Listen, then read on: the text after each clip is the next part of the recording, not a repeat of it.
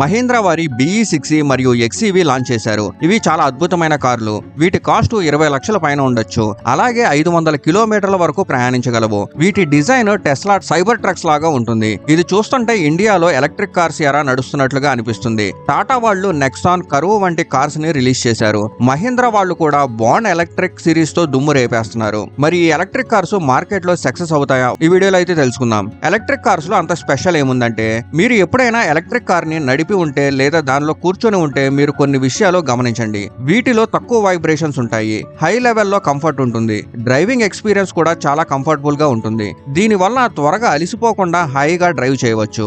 ఒక రోజులో 250 కిలోమీటర్లు డ్రైవ్ చేసే బదులు 300 కిలోమీటర్లు ఈజీగా డ్రైవ్ చేయొచ్చు. కంఫర్ట్, టెక్నాలజీ పరంగా చూస్తే ఈ కార్స్ నార్మల్ కార్స్ కంటే చాలా మెరుగ్గా ఉంటాయి. అంతేకాదు క్విక్ పికప్ ఉంటుంది, చాలా ఫాస్ట్ గా వెళ్తాయి, డ్రైవింగ్ ఖర్చు కూడా చాలా తక్కువగా ఉంటుంది. ఇంకా లోపల ఫీచర్స్ కూడా చాలా అదిరిపోతాయి. వీటిలో ఉన్న ఫీచర్స్ మోస్ట్ అడ్వాన్స్డ్ గా ఉంటాయి. మహీంద్రా BE6 మరియు XEV కార్స్ చూడడానికి ఫ్యూచరిస్టిక్ డిజైన్ తో ఉన్నప్పటికీ ఇది ప్రోటోటైప్ కాదని ప్రొడక్షన్ రెడీ వెహికల్స్ అని చెప్పొచ్చు. ఇంకా ఇండియన్ కంపెనీస్ దూకుడు ఎలా ఉందంటే, ఇండియాలో ఎలక్ట్రిక్ కార్స్ ప్రయాణం టాటా నెక్సాన్ నుంచి స్టార్ట్ అయింది. మొదట్లో పెట్రోల్ కార్స్ ని ఎలక్ట్రిక్ గా మార్చే విధానంలో వెహికల్స్ ని తయారు చేశారు. తర్వాత టాటా కరువు ద్వారా ప్రత్యేకమైన ప్లాట్ఫామ్ అయితే డిజైన్ చేశారు. దానిపైన పెట్రోల్ మరియు ఎలక్ట్రిక్ రెండూ తయారు చేయగలిగారు. అయితే మహీంద్రా మరింత ముందుకు వెళ్లి పూర్తిగా ఎలక్ట్రిక్ కోసం ప్రత్యేకమైన బాండ్ ఎలక్ట్రిక్ ప్లాట్ఫామ్ ను రూపొందించింది. దీనివల్ల మోటార్లు ఎక్కడ ఇన్స్టాల్ చేయాలి, బ్యాటరీని ఎక్కడ ఇన్స్టాల్ చేయాలి, ఎంత పెద్ద బ్యాటరీ ప్యాక్ ని ఇన్స్టాల్ చేయాలి అనే దానిపైన ఒక క్లారిటీ వచ్చింది. ఈ ప్లాట్ఫామ్ వలన డిజైన్ మరియు ఇంజనీరింగ్ విషయంలో మరింత స్వేచ్ఛ అయితే లభించింది. మహీంద్రా, టాటా మాత్రమే కాదు, MG, హుండై, కియా వంటి ఇతర కంపెనీస్ కూడా ఎలక్ట్రిక్ కార్స్ ని తయారు చేస్తున్నాయి.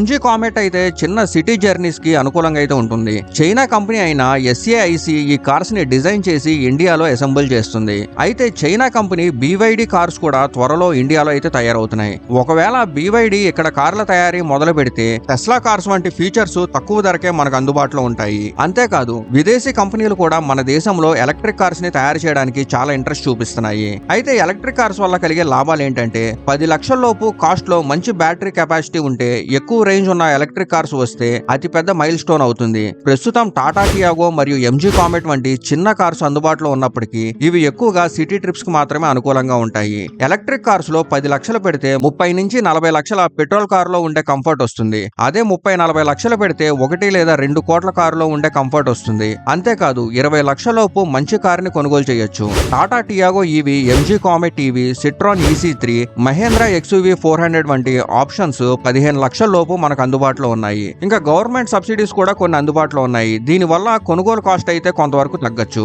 అయితే మెయిన్ ప్రాబ్లం ఛార్జింగ్. మీరు ఇంట్లో ఛార్జింగ్ సెటప్ చేసుకుంటే పర్వాలేదు, కానీ లాంగ్ జర్నీస్ కి వెళ్లాలంటే సమస్య వస్తుంది. ఛార్జింగ్ చేయడానికి 6-7 గంటలు పడుతుంది.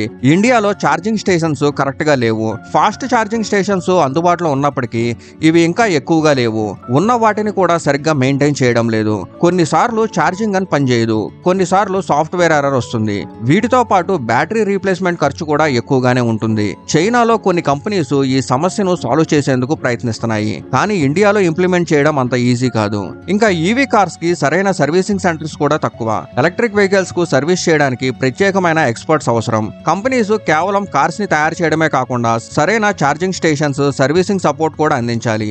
ఇండియన్ కస్టమర్స్ కు పెద్ద సమస్య మరొకటి ఉంది. అదేంటంటే కార్స్ కాస్ట్. చాలా మంది 10 లక్షల లోపు కార్స్ ని కొనుగోలు చేస్తారు, కానీ మంచి బ్యాటరీ కెపాసిటీ, లాంగ్ రేంజ్ ఉన్న కార్లు 18 నుంచి 20 లక్షల రూపాయలకి వస్తాయి.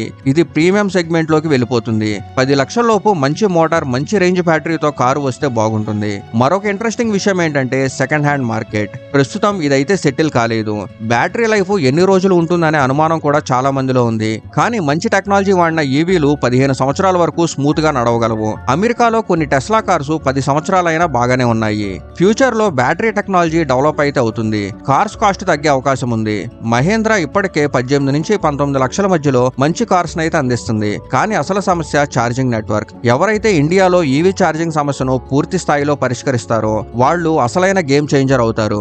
దీని వల్ల ఫ్యూచర్ లో ఎలక్ట్రిక్ కార్స్ యూసేజ్ పెరుగుతుంది. ఎలక్ట్రిక్ 4 వీలర్ తో పోలిస్తే ఎలక్ట్రిక్ 2 వీలర్స్ ఒక విప్లవాన్ని అయితే సృష్టిస్తున్నాయి. 4 వీలర్స్ లో అలాంటి విప్లవాన్ని సృష్టించడం చాలా కష్టం. EV కార్స్ ఇంకా EV 2 వీలర్స్ ఇంకా ప్రైస్ తగ్గుతాయని అనుకుంటున్నారా? మీ అభిప్రాయం ఏంటో కామెంట్ లో చెప్పండి.